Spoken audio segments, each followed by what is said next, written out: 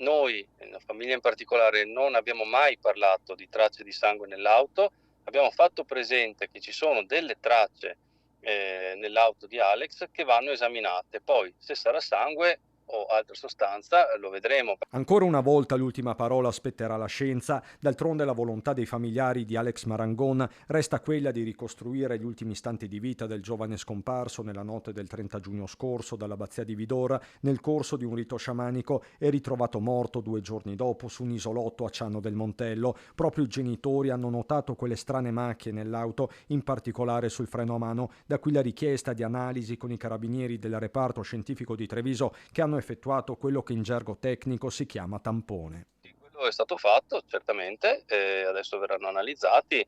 Ci aspettiamo evidentemente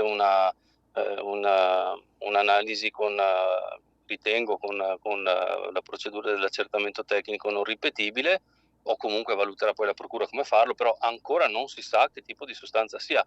Abbiamo chiesto di verificarne la natura, tutto qui. Si tratta dell'ultimo approfondimento chiesto in ordine di tempo dalla famiglia che nelle settimane scorse aveva indicato anche lo strumento del test sul capello tra i partecipanti al rito e questo in attesa del responso degli esami tossicologici effettuati sul corpo dello stesso Alex. Sullo sfondo ci sono poi le parole dei due curanderos che attraverso un memoriale scritto stanno redigendo la loro versione attraverso l'avvocato Oscar Palè Sant'Andreu. Ipotesi dell'omicidio senza senso, aveva detto il legale dei due sciamani ai nostri microfoni. Alex si è allontanato da solo. Non vorrei entrare nel merito perché poi tutto questo tipo di confronto credo che non vada fatto sui giornali o sui media, ma vada fatto poi nelle sedi più opportune. Comunque prendiamo atto di quello che dicono e andiamo avanti.